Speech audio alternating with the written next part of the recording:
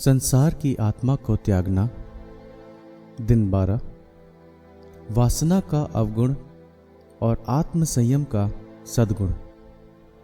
यूसुफ अपनी पत्नी को अपने यहाँ ले आया।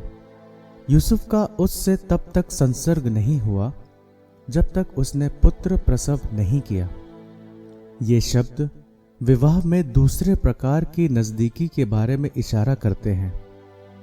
गहरी आत्मिक नज़दीकी जो वैवाहिक संयोजन और स्त्री और पुरुष के पारस्परिक स्पर्श से उत्पन्न होती है की उत्पत्ति मूल रूप से जीवन प्रदाता आत्मा में होती है।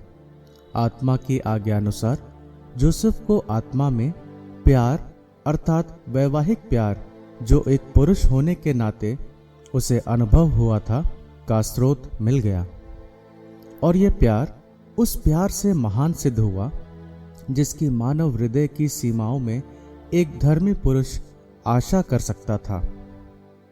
जोसेफ ने आत्मा में प्यार का स्रोत पाया, उस वैवाहिक प्यार का जो वह एक पुरुष अनुभव करता है, और ये प्यार उससे महान सिद्ध हुआ जो ये धर्मी पुरुष अपने मानवीय हृदय की सीमाओं के भीतर आशा कर सकता था।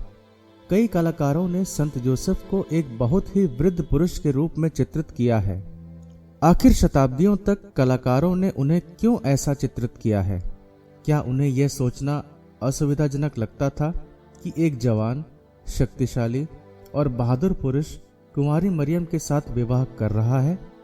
क्या वे, जैसा कि संत पापा यूहन्ना पॉल द्वितीय ने कहा था, शक करने में माहिर हैं? संत जोसेफ पुरुष थे। वह एक ऐसे पुरुष थे जिनमें जो भी सत्य, अच्छा और सुंदर है के प्रति प्राकृतिक इच्छाएं थी।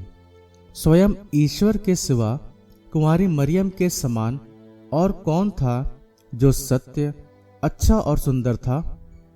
सुबह से शाम तक जोसेफ पूर्ण स्त्रीत्व से घिरा हुआ था, परंतु इससे भी अधिक वह पूर्ण स्त्रीत्व को प्यार करता और उससे प्यार पाता था। एक सच्चे पुरुष की तरह संत जोसेफ पूर्ण आत्म संयम के साथ जिया। प्रतिदिन वह मरियम के प्रति अपनी लालसाओं और आकर्षणों को प्रेम की ओर ले जाता था। उसने अपनी पवित्रता को गांठ बांधकर नहीं रखा था।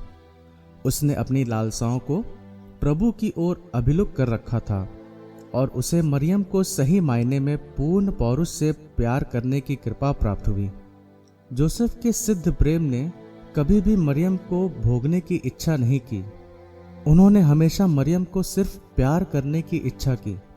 यदि संत जोसेफ इतने वृद्ध होते जैसा कि कुछ कलाकारों ने उन्हें चित्रित किया है, और वे भावावेश में प्यार ना कर पाते, तो वह ऐसा पुरुष ना होते जिनमें आत्मसंयम का सद्गुण होता। आत्मसंयम को आकर्षण और लालसाएं दोनों की आवश्यकता है।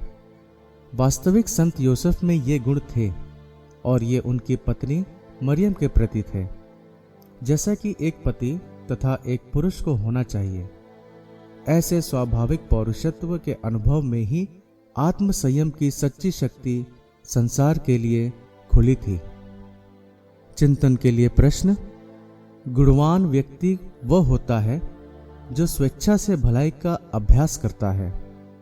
आप स्वेच्छा से आत्मसंयम का कितना अभ्यास करते हैं? आपको स्वेच्छा से एक गुणवान जीवन जीने से क्या चीज रोकती है? आपके जीवन में ऐसे कौन से क्षेत्र हैं जिन्हें सही क्रम में लाने की आवश्यकता है? संत जोसेफ एक पुरुष और पति के जीवन के अनुभव को समझने के द्वारा आप में क्या बदलाव आया है?